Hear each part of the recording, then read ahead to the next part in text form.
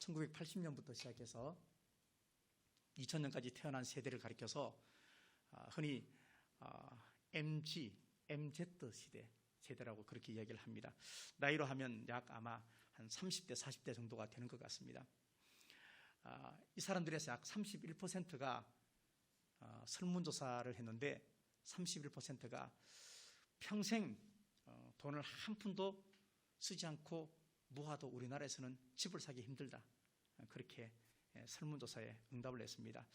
그래서 10명 중에 3명 정도는 연끌을 해서 대출받아서 집을 샀는데 곧 대출 금리가 오른다고 합니다.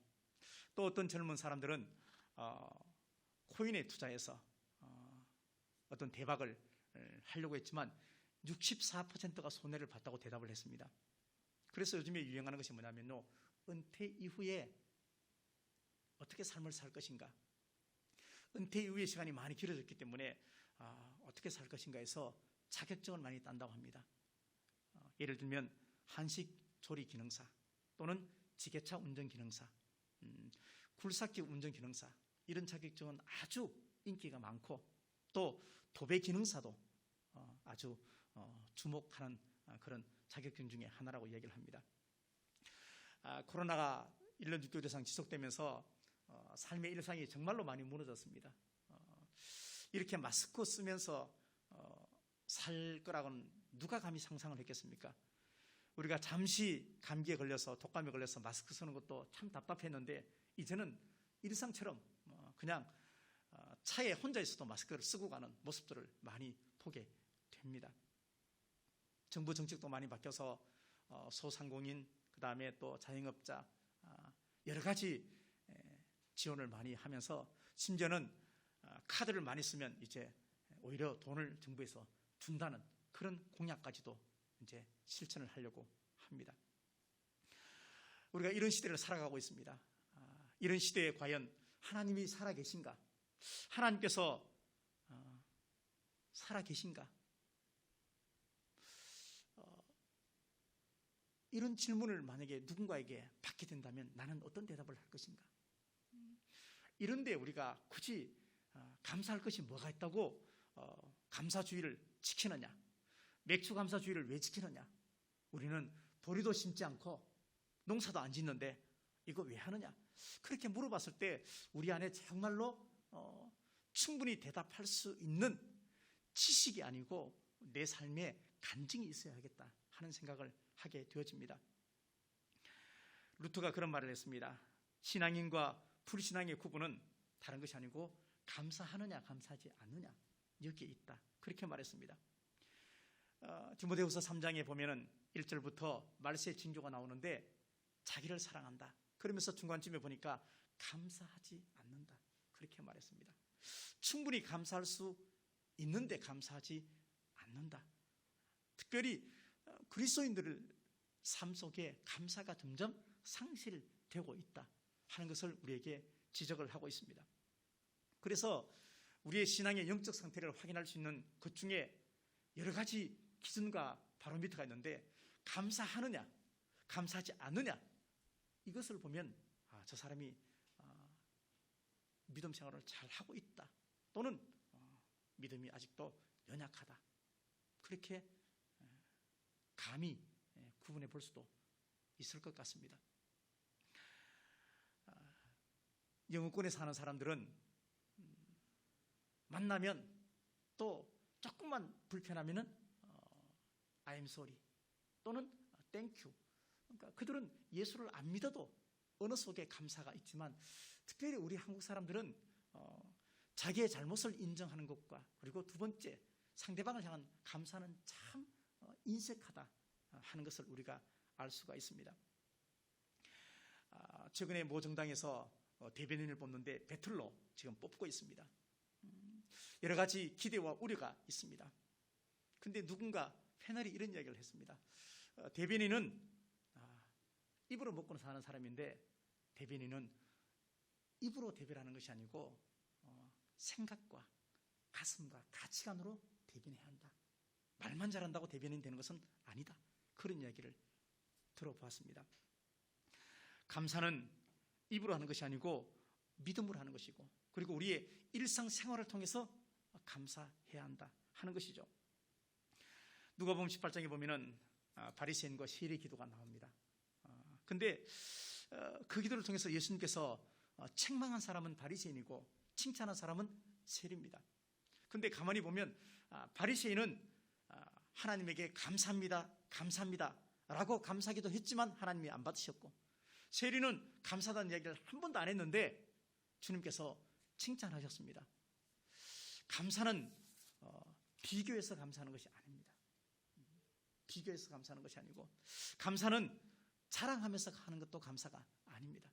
그래서 비교 가운데, 감사 가운데도 보면요, 가짜 감사가 있고 때로는 짝퉁 감사도 있다 하는 것입니다. 오늘 특별히 우리가 맥주 감사 주일을 지키면서 오늘 골로새서 이 말씀을 통해서 세 가지의 감사의 근본적인 것을 우리가 다시 한번 정립하면서 우리의 남은 사람들이 하나님과 또 이웃과 그리고 또 주변의 많은 사람들에게 늘 감사하는 삶을 살았으면 좋겠다 하는 마음에서 오늘 본문을 선택을 했습니다. 첫 번째가 뭐냐면 예수님을 주로 받았으면 감사해야 한다는 것입니다. 내가 예수님을 주로 받았다. 이것은 뭐냐면 내가 스스로 택한 것이 아니고 내가 받은 거예요. 그러니까 내가 예수님 믿지만 이것은 내가 예수님을 선택한 것이 아니고 누가 나에게 예수님을 주라고 믿도록 주셨다는 거예요. 주셨다.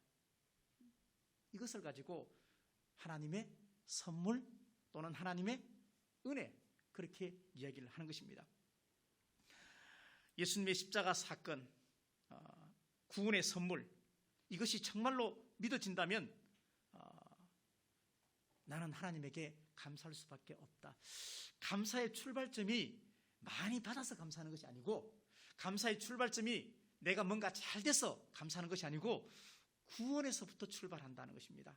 하나님의 선물인 구원에서부터, 내가 예수님을 믿는 것이, 예수님을 통해서 받은 구원이 내가 선택해서 내 행위 때문에 받은 것이 아니고 하나님의 선물로, 하나님의 은혜로 나에게 주셨기 때문에 내가 하나님에게 감사할 수밖에 없다. 그래서 예수님을 정말로 잘 믿는 사람은, 예수님을 정말로 구주로 믿는 사람은 당연히 감사를 할 수밖에 없다는 것을 우리에게 가르쳐 주고 있습니다. 명절날 우리가 아무리 차가 막혀도 대한민국 사람들은 고향을 찾아갑니다. 몇 시간씩 차를 운전하고 휴게소 한번 들렸다가 나올라 해도 몇 시간 걸리고, 그러면서도 운전해서 먼 거리 시골까지 부모님에게 가는 것은 그 부모님에게 많이 받아서 가는 것은 아닙니다. 부모님이 계시기 때문에, 내 부모이기 때문에 가는 거잖아요. 그러니까 우리의 감사는 하나님이 나의 하나님이라고 정말로 믿는다면 감사할 수밖에 없다는 것을 이야기를 합니다. 그래서 성도의 영적인 본능, 영적인 본성 안에는 감사가 반드시 있어야 합니다. 이것은 누가 시켜서 감사하라 해서 하는 것이 아니고 정말로 내가 예수님을 구주로 믿고 내 안에 구속의 은총의 십자가의 은혜가 살아있으면 감사는 당연한 것입니다. 우리가 정말로 예수님을 구주로 고백한다면 내가 죄인이라고 고백하는 것이 당연하듯이 감사도 당연하다 하는 것입니다. 그래서 루터는 예수 믿는 사람은 죄인이면서 의인이고 의인이면서 죄인이다. 그러니까 우리는 마땅히 감사할 수밖에 없다. 그렇게 이야기를 했습니다. 그러면서 6절 말씀에 보니까 그러므로 예수를 주로 받았으니 감사하는 자가 되라, 그렇게 말합니다. 살면서 우리는 어려운 일들을 많이 만납니다. 그렇죠? 한두 가지여야지. 엄청나게 많은 일들을 살면서 끊임없이 우리는 어려운 일들을 만나지만 그때마다 우리의 마음을 지키는 것이 참 중요한데 그 마음이 성경에서는 믿음을 지키는 것과 똑같다, 그렇게 말합니다. 어려움이 왔을 때, 고난이 왔을 때, 그리고 유혹이 왔을 때, 그럴 때마다 내 마음을 지키는 것이, 내 마음만 지키는 것이 아니고 결국은 믿음을 지키는 것과 연결되어 있다, 그렇게 말씀하시는 것입니다. 골로새서 3장 15절 말씀에 그리스도의 평강이 너희 마음을 주장하게 하라. 그렇게 말합니다. 그리스도의 평강이 너희 마음을 주장하게 하라. 이 말은 뭐냐면 어려움이 왔을 때 기도하라는 얘기죠. 기도하면 하나님께서 우리 마음속에 평안을 선물로 주신다는 것이죠. 그러나 더 본질적인 평강은 뭐냐면 감사하는 데까지 나아가야 그것이 진짜 하나님께서 기뻐하시는 거예요. 힘든 일이 있으면 기도하죠. 이 문제를 해결해 달라고 기도하죠. 근데 기도하고 나면 마음이 평안하기도 합니다. 그러나 평안한 마음 거기까지가 아니고 그 다음 영적 단계가 있는데 감사까지 고백되어져야 진짜 내 마음속에 평강이 있어진다는 것입니다. 그래서 골로새 3장 15절 후반부에 보니까 너희는 또한 감사하는 자가 되라 이렇게 말씀을 하고 있습니다. 주변에 힘든 사람들 많이 봅니다. 근데 그 힘든 사람들 가운데 힘들어도 감사하면서 사는 사람이 있습니다.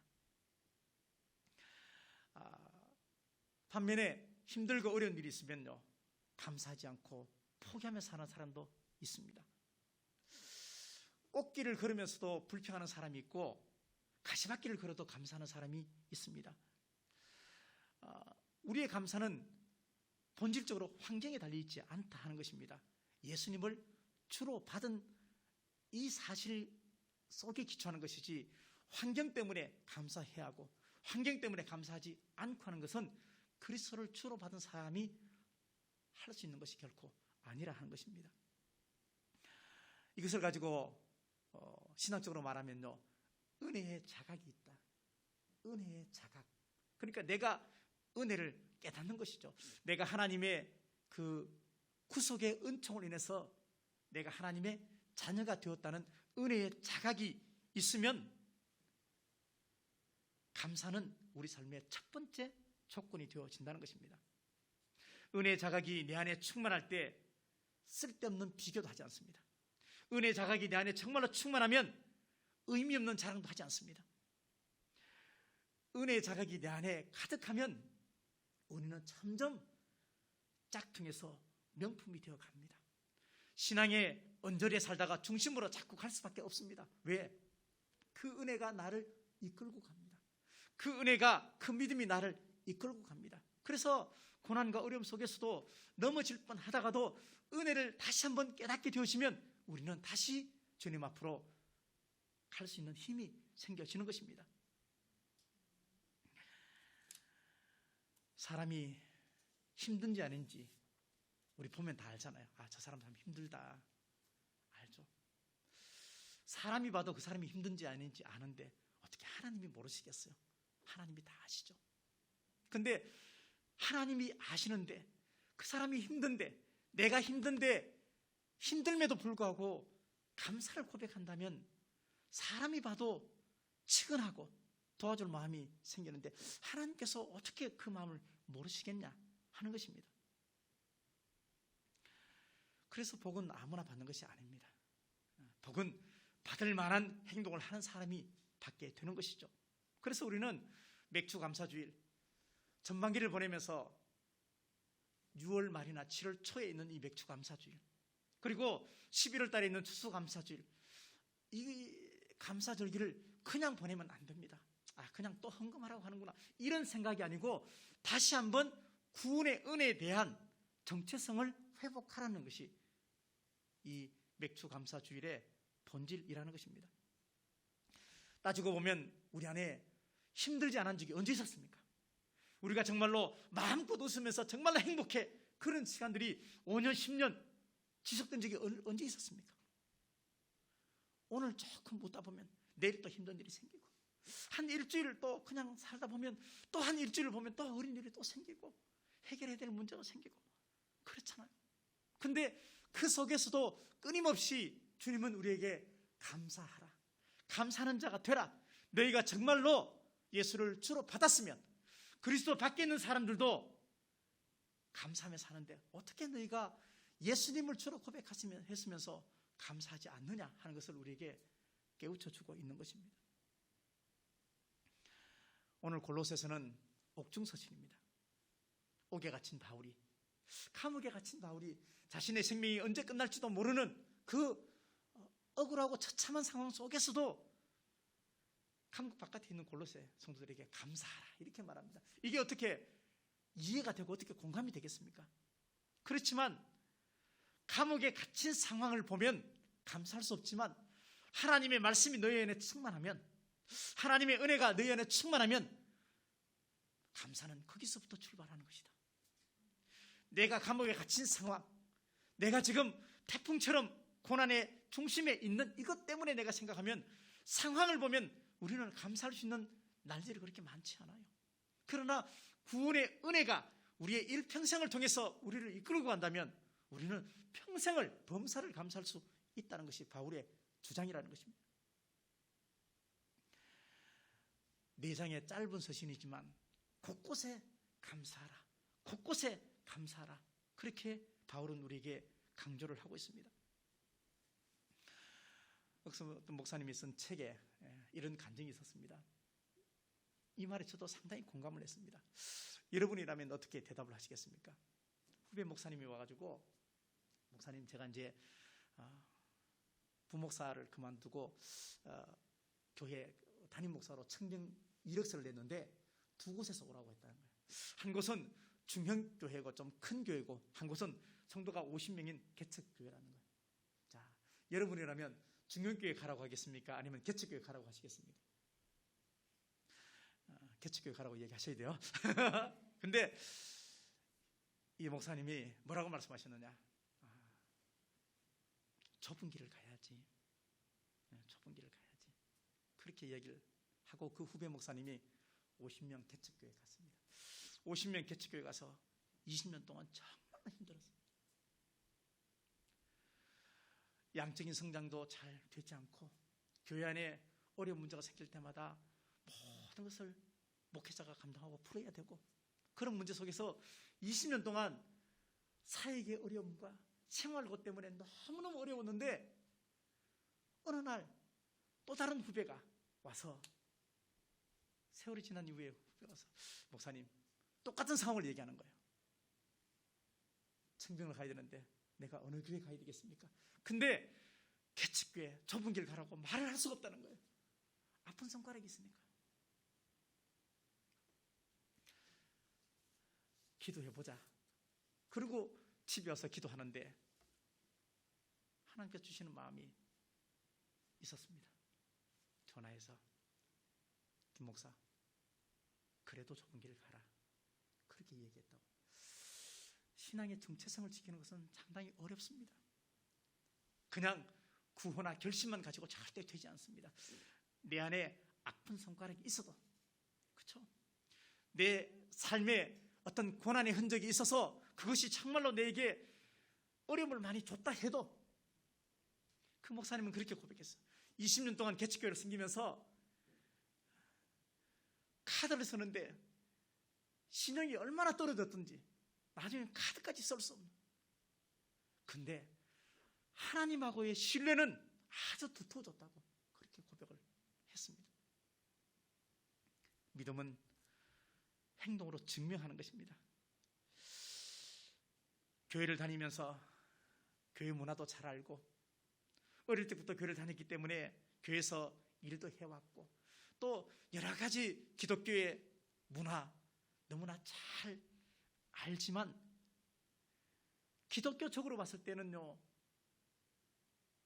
영적으로 살이 쪄 있지만 신앙의 본질을 따라가는 것에 있어서는 아주 영적 기아 상태에 있는 성도들이 많이 있다는 거예요. 6절 말씀에 너희가 그리스도 예수를 주로 받았으니 그 안에서 행하라. 바울이 감옥 속에서 골로새 성도들이 이단에 빠지고 잘못된 철학에 빠지고 내가 가르쳐 준 것이 이게 아닌데, 골로새 성도들이 지금 그렇게 유혹에 흔들린다는 이야기를 듣고 오늘 편지를 쓰면서 바울의 마음속에는 이런 마음이 들었습니다. 너희가 예수님을 구주로 고백한 것은, 너희가 예수님을 믿는 것은 바람에 나는 겨와 같은 얕은 것이 결코 아니다.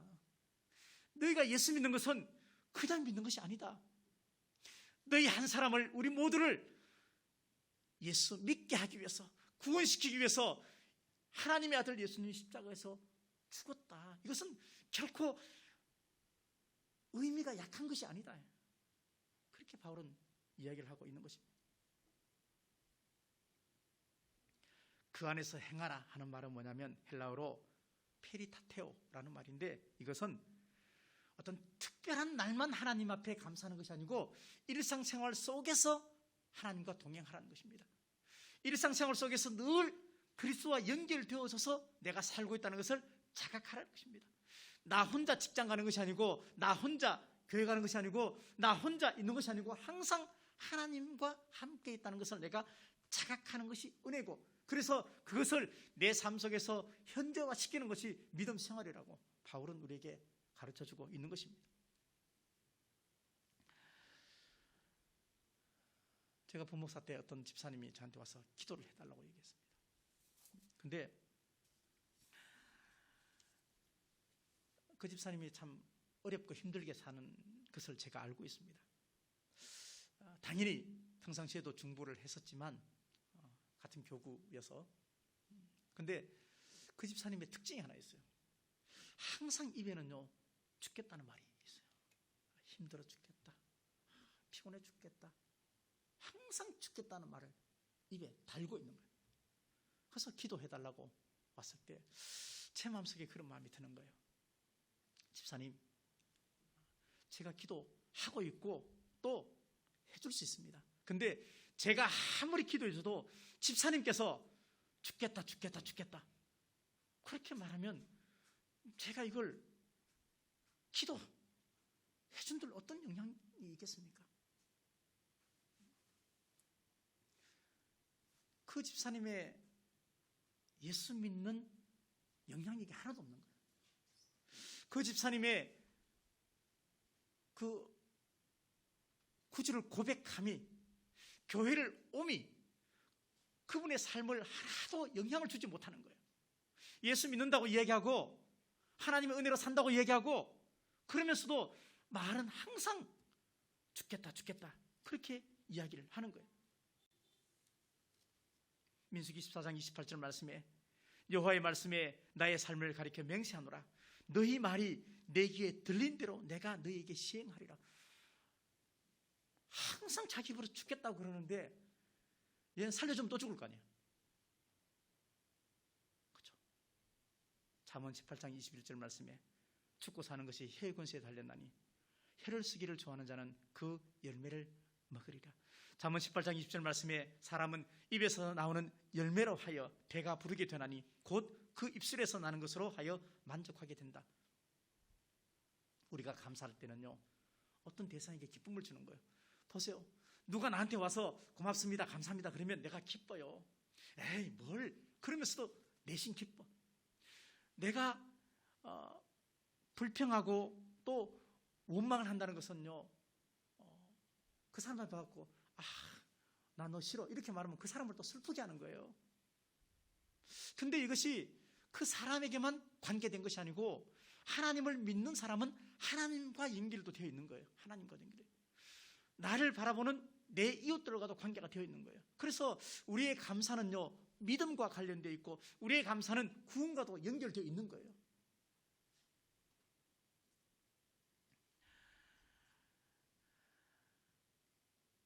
살면서 힘든 일이 있지만 때로 적당하게 지나가기도 합니다.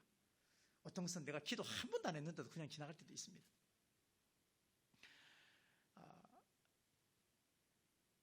그래서인지 몰라도 우리는 하나님의 은혜를 잘 믿지 않는 경향이 있습니다. 그러니까 하나님의 은혜에 대해서 말은 합니다. 하나님의 은혜 없이 살 수 없다고 말은 합니다. 근데 정말로 내가 하나님의 은혜에 대한 믿음이 있느냐 하는 것에 관해서 분명히 생각을 해보셔야 됩니다. 굳이 하나님의 은혜가 아니어도 살아간다고 생각합니다. 한 번도 기도 안 해도 그냥 지나갔던 것이 있기 때문에 괜찮다라고 생각을 할 수도 있습니다. 부자 아니지만 그냥 내가 열심히 직장 생활해서 잘 사는 건 아니지만 그래도 내가 살아갈 수 있다. 이건 정말로 착각입니다. 착각입니다. 기도 안 해도 적당하게 흘러가는 시간들, 기도 안 해도 괜찮다고 생각하면서 사는 시간은 두려운 시간들입니다. 말씀에 전적으로 순종하지 않았는데도 별 문제 없이 그냥 내가 살아가는 것은, 그 시간은 두려운 시간들입니다. 감사하지 않아도 하나님을 믿는다고 말하면서 살아가는 것은 두려운 일입니다.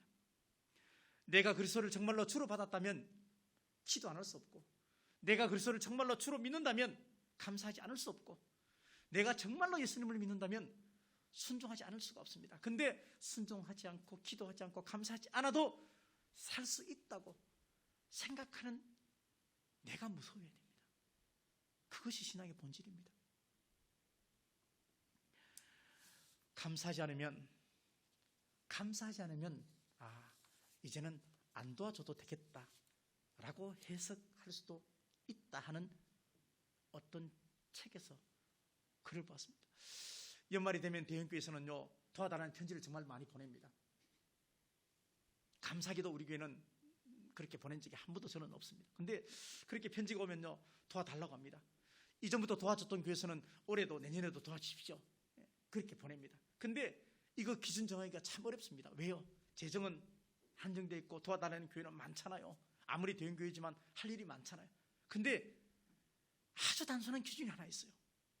도와줬는데 감사합니다는 연락이 없으면 안 도와줘도 돼요. 그거 인사 받고 싶은 거 아니에요. 내가 도와줬는데 감사합니다는 말을 안 하거나 연락이 없으면 이게는 안 도와줘도 되는구나 라고 판단할 수 있는 기준이 생겨버린다는 얘기예요. 그러니까 상당히 하나님에게도 마찬가지예요.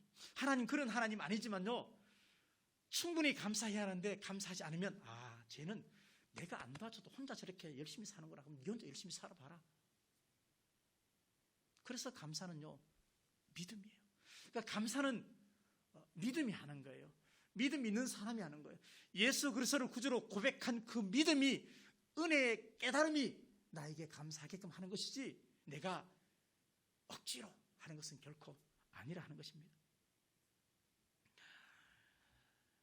감사는 믿음의 표현이고, 감사는 믿음의 열매입니다.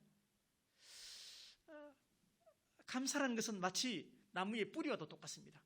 뿌리가 썩고 뿌리가 부실하면 열매를 맺을 수 없듯이 감사가 사라지고 감사가 없으면 열매는 결코 맺을 수가 없게 되는 것입니다. 믿음에도 단계가 있습니다. 적절한 믿음이 있고요, 그리고 필사적인 믿음이 있고, 그리고 충분한 믿음이 있습니다. 예를 들면 욥이 고난 속에 있었습니다. 그랬을 때 하나님께서 그의 10자녀와 재산을 다 가져갔을 때 욥이 욥기 1장 21절에서 주신 자도 여호와요, 취하신 자도 여호와라, 이렇게 고백했습니다. 이것은요, 적절한 믿음이에요. 적절한 믿음은 뭐냐면요, 사실을 사실로 인정하는 게 적절한 믿음이에요. 그 다음에 욥이 자기 몸에 병이 생겨서 악창이 나고, 아내가 자기를 저주하고, 그리고 친구들이 와서 야, 네가 지은 죄가 있으니까 벌 받지, 그렇게 막 말했을 때도 욥기를 살펴보면 하나님께서 나를 만약에 생명을 거두간다 해도 내가 하나님을 신뢰할 것입니다 라고 고백해요. 이것은 뭐냐면요, 필사적인 믿음이에요. 필사적으로 내가 고난에 깊숙이 들어갔지만, 다 떠나갔지만, 그래도 내가 필사적으로 주님을 붙잡는 믿음이에요. 그래서 어쩌면요, 절망이 깊을수록 우리의 믿음의 민낯이 드러나는 거예요. 욥이 믿음이 없어서, 욥이 정말로 믿음이 하나도 없어서 점점점 원망의 길로, 그리고 하나님에게 불평의 길로 간 것이 아닙니다. 적절한 믿음도 있었고요, 필사적인 믿음도 있었어. 그렇지만 넉넉한 믿음이 없었어요. 넉넉한 믿음이 없었어요. 욥기 42장 이후에 보면요, 욥이 폭풍 속에 하나님을 만나게 됩니다. 근데 그 하나님께서 욥에게 고난을 준 이유를 말씀하지 않습니다. 설명하지 않습니다. 그런데도 욥은 뭐라고 고백하느냐? 내가 주님에 대해서 귀로 듣기만 들었는데 이제는 눈으로 봅니다 라고 고백하면서 믿음의 주체, 신앙의 주체를 나에게서 하나님에게로 옮기는 작업을 합니다. 그러니까 믿음의 주체는 내가 아니에요, 하나님이에요. 감사의 시작은 내가 하는 것이 아니고요, 하나님께서 믿음을 통해서 하게 하셔야 하는 거예요. 그러면 내가 감사를 하느냐 하지 않느냐에 따라서 내 믿음의 깊이를 우리가 알 수 있는 것이고, 나는 적절한 믿음을 가지고 있느냐, 아니면 필사적인 믿음을 가지고 있느냐, 아니면 정말로 넉넉한 믿음을 가지고 있느냐. 주님은 우리에게 넉넉한 믿음을 요구하는 거예요. 이 시대 살면서 적절한 믿음도 가지기가 참 어렵어요. 사실을 사실로 인정하는 것도 참 어려워요. 안 믿으려고 그래요. 때로는 필사적인 믿음 잘 없습니다. 어려운 문제, 힘든 문제 있음에도 불구하고 기도하지 않고 그냥 지나갑니다. 넉넉하게 하나님께서 주셔도 나누지 못합니다. 넉넉한 믿음도 없습니다. 근데 하나님께서는 넉넉한 믿음을 통해서 함께 나누고 함께 섬기고 내 안에 하나님의 은혜가 풍성히 넘치기를 원한다, 그렇게 말씀하셨습니다. 그래서 믿음에 굳게 서는 것은 너무너무 중요합니다. 때로 우리 마음속에 힘든 일들이 자꾸 생각이 나고 하나님의 은혜에 대한 의심이 자꾸 생기고 내 안에 자꾸 어떨 때 우울증이 찾아오기도 하고, 이 모든 것은 어쩌면은요, 믿음에 굳게 서지 않았기 때문에 발생하는 일들입니다. 감사함을 넘치게 하라, 그렇게 말합니다. 여기서 감사함을 넘치게 하라, 이 말은 영어 성경이나 그 다음에 원어를 찾아보니까요, 범람하다 그렇지, 범람하다. 자, 홍수가 나서 물이 범람하듯이 감사함을 넘치게 하라. 이것은요, 감사함이 가득 차 있는 것이 아니고 가득 차 있는 상태에서 흘러 넘쳐서 사방에 흘러가는 것을 이야기한다는 얘기입니다.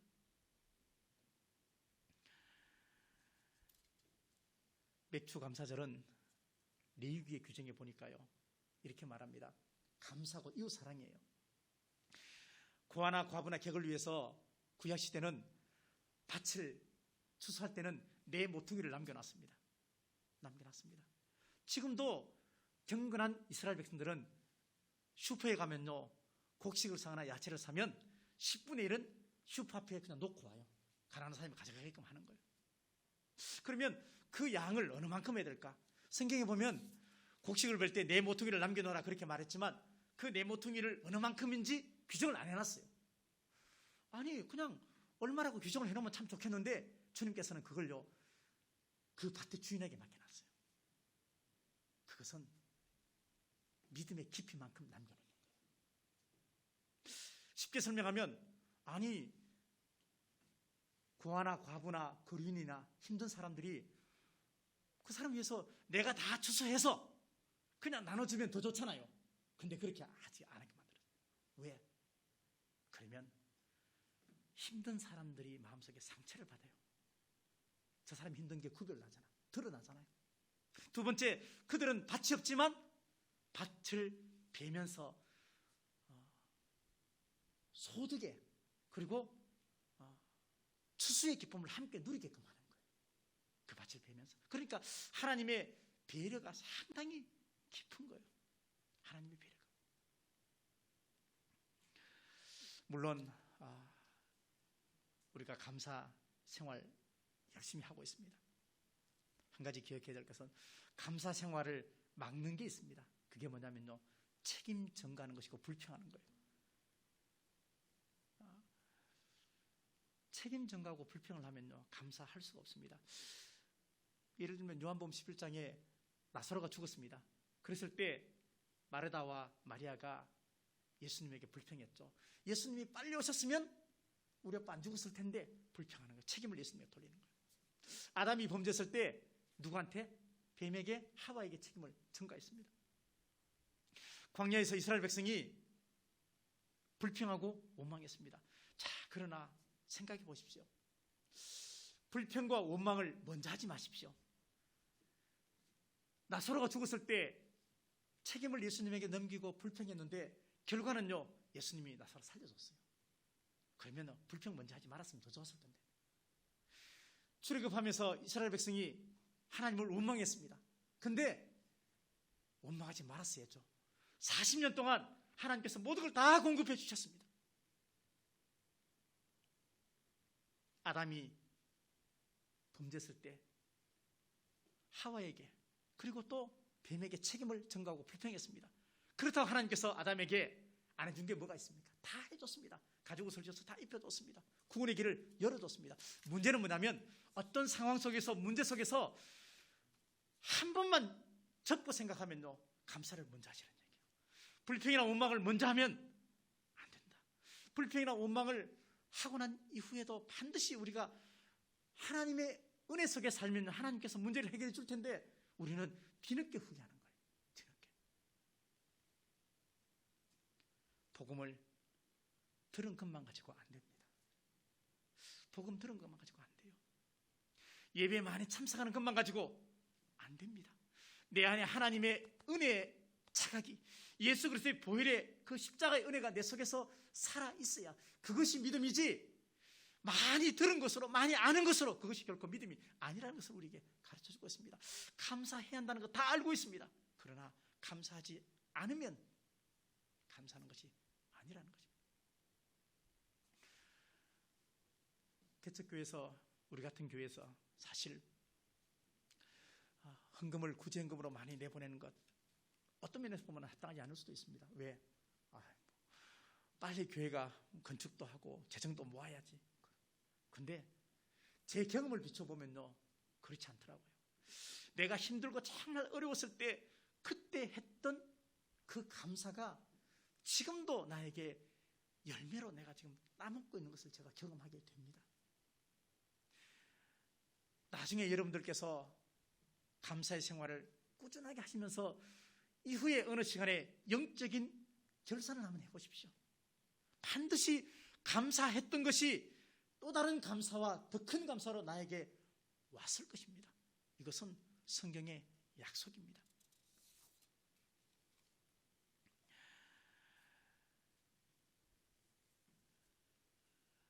결론을 말씀드리겠습니다.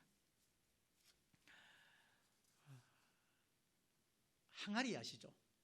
항아리. 항아리는 보면요, 상당히 항아리는 우리 조상들의 어떤 지혜입니다. 그렇죠? 살면서 가장 우리의 주식이 쌀이잖아요.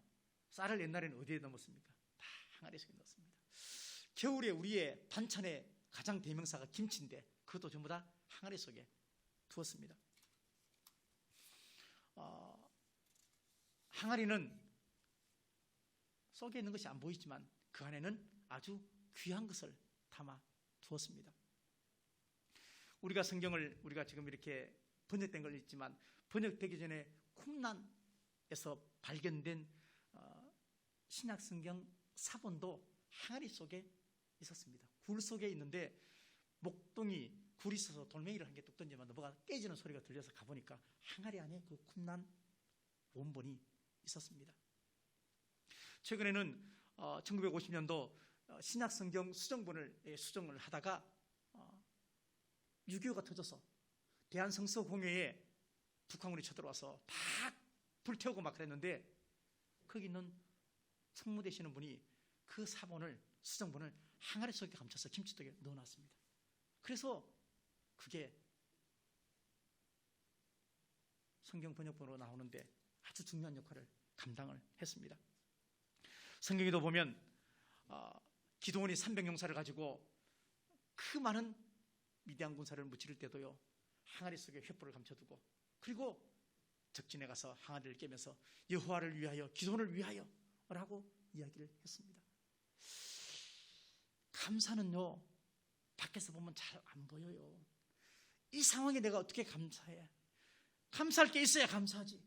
그렇지만 감사는 항아리 속에 아주 소중한 것을 넣어둔 것처럼 감사를 경험한 사람들은, 감사를 통해서 은혜 받은 사람들은 반드시 감사할 수밖에 없다 하는 것입니다. 그래서 감사는요, 믿음이고 감사는 마음이라는 것입니다. 사랑하는 성도 여러분, 우리는 노인이 아니고 어른이 되셔야 하고, 이제는 어린아이가 아니고 성숙해져야 합니다. 달리기를 할 때 꽃갈 모자, 꽃갈같이 모여있는 주황색의 그 반환점을 돌고 우리가 돌아오는데 달리기나 마라톤에서는요, 그 반환점을 알 수 있지만 인생의 반환점을 우리가 알 수가 없습니다. 우리가 어느 만큼 지금 살았는지 알 수가 없습니다.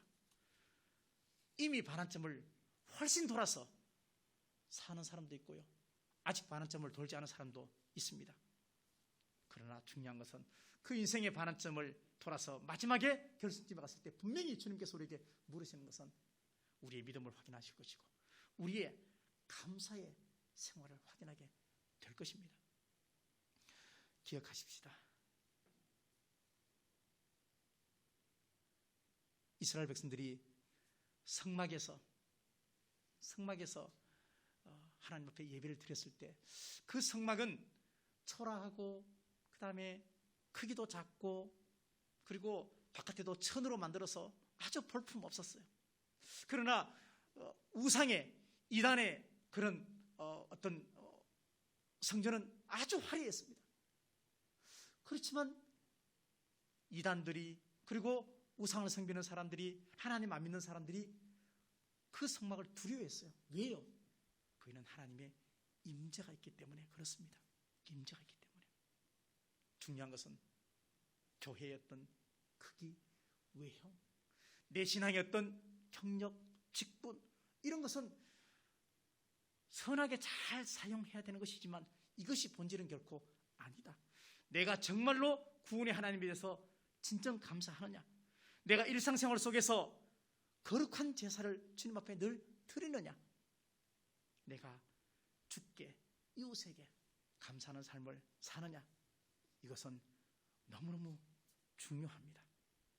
그래서 우리는 앞으로 남은 우리의 신앙생활 속에서 늘 감사를 생활하고 일상생활 속에서도 감사하고 그 감사를 통해서 누군가가 또다시 그리스도의 품으로 돌아오게 하는 그런 이음절의 역할을 잘 감당하는 그런 복된 성도가 되셔서 오늘 하루만이 아니고 우리의 모든 전생애를 구원의 하나님 앞에 감사하는 복된 삶을 살아가시는 저와 여러분이 다 되시기를 간절히 바라겠습니다.